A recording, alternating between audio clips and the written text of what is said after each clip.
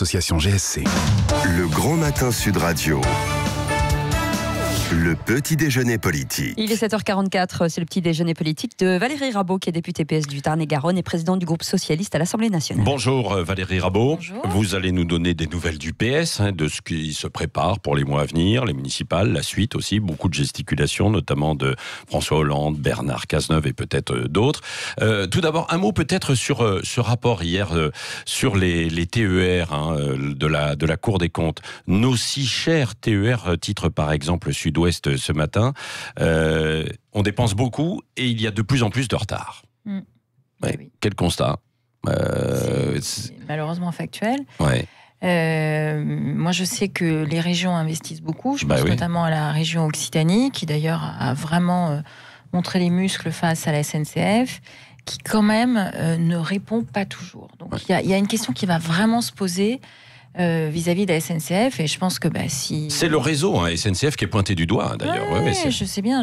Non, mais je sais parfaitement. Il va falloir se poser la question, de savoir s'ils gardent la SNCF. Je vous dis... Ah bon ? Non, mais là, c'est pas plus possible. Quand vous avez la SNCF qui ne répond même plus au président de région, je pense notamment à la région Occitanie, qui a signé évidemment une convention, qui a vraiment aussi mis des clauses extrêmement sévères sur les retards, où il y a des remboursements qui sont faits aux usagers sur notamment leur abonnement, mais que les choses ne bougent pas. Moi, je trouve que là, je suis atterrée. Alors s'adresser à qui ? À d'autres opérateurs alors ? Écoutez... Moi, je suis en faveur. Vous êtes quand même socialiste, je suis parfaitement socialiste. Je suis présidente du groupe. J'ai défendu la SNCF dans la loi que le gouvernement a fait passer. Nous avons défendu la SNCF, mais le management de la SNCF, pour moi, est incompréhensible. Et ce qui porte sur les TER ce qui se passe sur les TER est insupportable pour les usagers, mais vraiment insupportable. En même temps, le gouvernement, avant-hier, quand il diminue ce qu'on appelle la dotation pour les trains d'équilibre territoriaux, il reste 8 lignes, c'est quand même absurde. On ne peut pas dire je veux faire la transition écologique et en même temps couper les crédits pour les trains d'équilibre territoriaux. Donc il y a quand même une grande réflexion à avoir, parce que sinon, je pense qu'on finira par plus avoir de trains. Donc c'est l'ouverture à la concurrence qui va venir dans quelques années. Alors, non, je suis pas pour l'ouverture à la concurrence, vous le savez très bien. Mais j'observe aujourd'hui que l'opérateur historique sur les TER, qui est la SNCF, ça ne fonctionne pas. Et que j'aimerais qu'il y ait un nouveau management qui prenne un peu les choses à bras-le-corps pour qu'on puisse avoir des TER qui fonctionnent, rendre le service que les usagers sont en droit d'attendre. Vous accablez un peu Guillaume Pépi alors ? Ça fait longtemps, c'est pas nouveau. Je vous rappelle quand même qu'il y a 4 ans, j'avais demandé sa démission. Donc ça, c'est pas nouveau. Je suis assez constante sur mes idées là-dessus. Bon, Valérie Rabault, venons-en aussi aux conséquences des mesures d'il y a un an pour les Gilets jaunes, qui se traduisent aujourd'hui dans le budget qui est discuté à l'Assemblée nationale. Vous travaillez justement sur ce budget. Vous accusez la majorité de faire plonger un peu le déficit de la Sécu à travers des manœuvres, c'est ça ? Écoutez... Simone Veil avait fait voter une loi le 25 juillet 1994 en disant quand le gouvernement décide de baisser des cotisations sociales, ça fait des recettes en moins pour la sécurité sociale. Et cette loi disait une chose très claire, quand ce type de décision-là est pris, l'État compense à l'euro près à la sécurité sociale. C'est pas à la sécurité sociale de payer les décisions du gouvernement. Pour la première fois depuis le 1er janvier 2019, ce gouvernement a cassé cette dynamique. C'est-à-dire qu'il prend des décisions et décide, par exemple, d'exonérer les heures supplémentaires de cotisation sociale. Eh bien, qui paye la facture ? La sécurité sociale. Ça veut dire concrètement que vous aurez des recettes en moins et que par conséquent, des économies seront demandées. Dans le projet de loi de financement de la sécurité sociale qui est actuellement en discussion, le gouvernement demande 4,2 milliards d'économies à l'hôpital. Il en avait déjà demandé 3,8 milliards l'an dernier, donc déjà ça augmente de 400 millions d'euros, alors même que 200 services d'urgence sont en grève depuis le mois de juin. C'est irresponsable. Bon, mais au gouvernement, notamment Gérald Darmanin, il conteste quand même la remise en cause de ce fonctionnement de la Sécu. Il dit que tout va quand même rouler, quoi. Non ? Il conteste, oui. En tout cas, il a fait voter par sa majorité le fait qu'il avait décidé de baisser les cotisations sociales et qu'il ne remboursait pas le manque à recevoir à la sécurité sociale. Donc, vous partez au 1er janvier 2020, il manquera au 1er janvier 3,5 milliards pour la sécurité sociale. Qu'est-ce qu'elle va faire ? Soit elle fait du déficit, soit elle demande des économies aux hôpitaux. L'équation, elle est aussi simple que ça et elle est dramatique. Donc Agnès Buzyn est coincée elle-même, oui, la ministre de la Santé. Ça, je la plains, si vous voulez mon avis. Qu'est-ce que vous lui demandez de faire alors à la ministre de la Santé ? Déjà, nous, on a demandé plusieurs choses. On a présenté un plan hôpital mardi qui fait 2 choses. Sur les recettes, qui dit vous compensez à la sécurité sociale et vous rallongez de 2 ans le remboursement. Il y a une dette sociale qui existe en France, qui est gérée par la CADES. On dit on rallonge de 2 ans le remboursement. Il faudra rembourser un jour quand même. Non, mais d'ailleurs, ça se passe chaque année. Chaque année, on rembourse entre 15 et 16 milliards d'euros. Donc il y a un remboursement qui est fait. On dit on rallonge de 2 ans la durée de remboursement.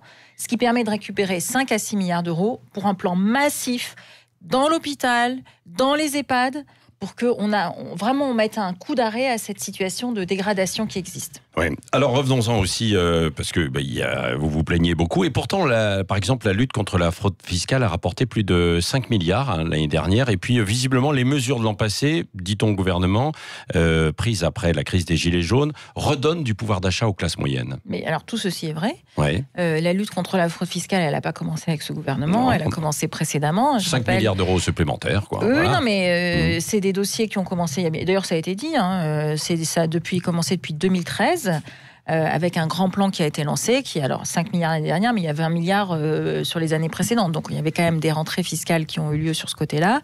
Sur le deuxième volet que vous évoquez sur le pouvoir d'achat, je ne vais pas vous mentir, il est évident quand vous réinjectez 10 milliards d'euros dans l'économie, ça donne du pouvoir d'achat aux Français. Nous, ce que nous disons, c'est que c'est pas forcément les Français qui ont les moins de revenus qui ont récupéré le plus de pouvoir d'achat, en tout cas via le budget qui est voté actuellement. Le gouvernement décide de baisser l'impôt sur le revenu, sauf que, par définition, une baisse d'impôt sur le revenu ne bénéficie qu'à ceux qui en payent. Ouais. Vous avez 22 millions de foyers, je dis bien de foyers, donc ça fait un peu plus de personnes, qui ne payent pas l'impôt sur le revenu, qui ne vont pas toucher 1 euro de plus de pouvoir d'achat. Pour un célibataire, ça correspond à des personnes qui ont 1300, 1350 euros par mois, qui ne vont pas toucher 1 euro de pouvoir d'achat en plus. Idem sur la taxe d'habitation. Donc nous disons, il faut en France qu'il y a un vrai soutien en priorité pour notamment les Français qui ont le moins de revenus. Il ne vous aura pas échappé à Sud Radio que l'INSEE a publié une étude il y a quelques jours qui dit « Attention !» La pauvreté a augmenté en 2018. Oui, absolument. Voilà. Ouais. Donc, c'est la conséquence directe. Donc, si vous voulez dire que le gouvernement, finalement, a redonné à certaines classes moyennes, c'était nécessaire. Exact. En revanche, il ne s'est pas occupé des plus pauvres. Il ne s'est pas occupé des 22 millions de Français qui ne payent pas l'impôt sur le revenu. Il a obligé les entreprises à verser en fait, des primes l'année dernière. Il n'a obligé personne. Il a donné une incitation fiscale et sociale à verser des primes. Oui, et ça s'est fait. Et donc là, évidemment, il y a eu une augmentation quand même du pouvoir d'achat aussi. Mais je ne le nie pas. Je vais pas vous faire la langue de bois et vous mentir. Mais ça ne va pas assez loin. Je dis que quand vous avez 22 millions de Français qui ne verront pas 1 euro de pouvoir d'achat en plus, et en plus, vous constatez que ces 22 millions de Français, ils sont concentrés sur certains départements.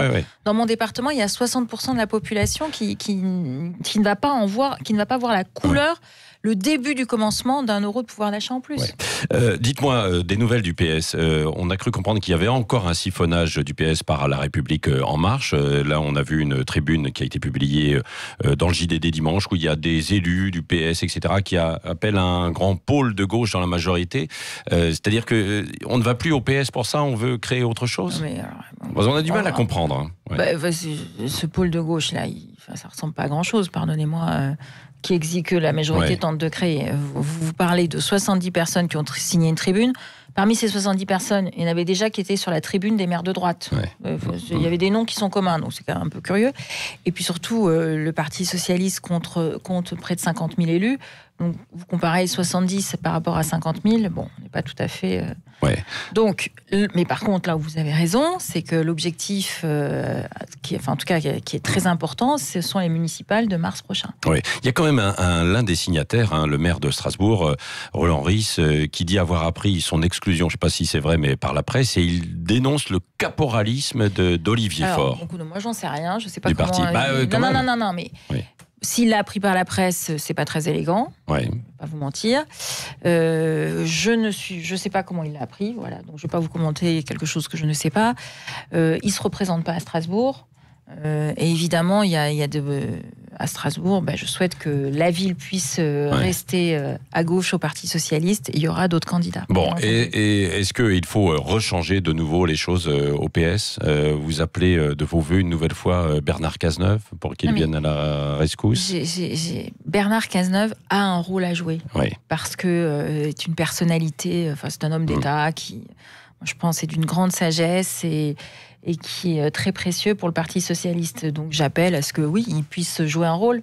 Mais ça lui plutôt que François Hollande qui revient là en ce moment avec ses propositions, 6 ans, etc., un nouveau livre. Oui, mais moi je suis pour que Bernard Cazeneuve, il est venu à Maraussan, qui est effectivement dans la région Occitanie. Ouais. Vous savez, il a rassemblé en un seul déjeuner républicain 1500 personnes. Ouais. Nos commentaires sur François Hollande, j'ai l'impression.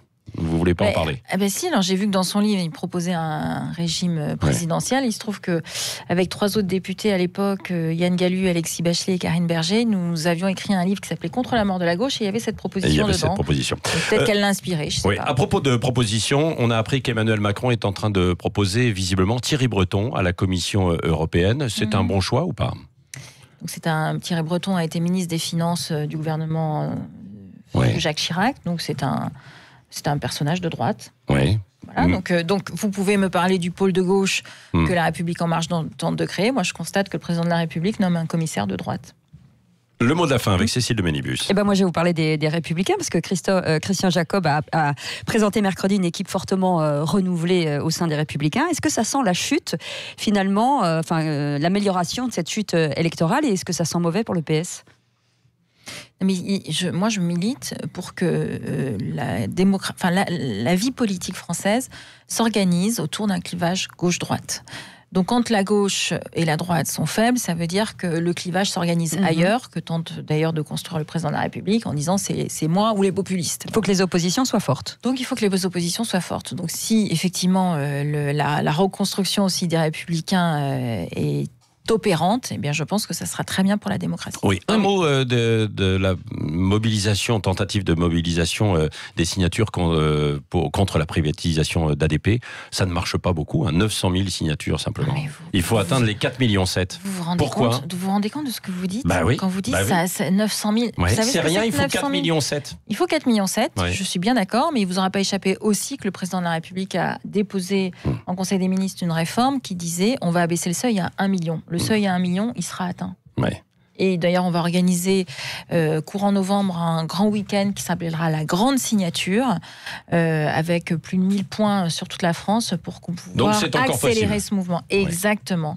Et je fais un petit clin d'œil à la commune d'Auty, que vous ne connaissez peut-être pas. C'est la première commune de France avec près de 60% des électeurs qui ont signé. Très bien. Dans le Tarn-et-Garonne. Dans le Tarn-et-Garonne. Merci Valérie Rabault, députée PS du Tarn-et-Garonne, justement, et présidente du groupe socialiste à l'Assemblée nationale. Merci était à l'invitée vous. de Sud Radio dans 10 minutes maintenant, et même dans le journal. Dans un instant, on va prendre des nouvelles aussi des intempéries. Absolument. Restez avec nous. 7h57, c'est le Grand Matin Sud Radio. 5h-10h, le Grand Matin Sud Radio.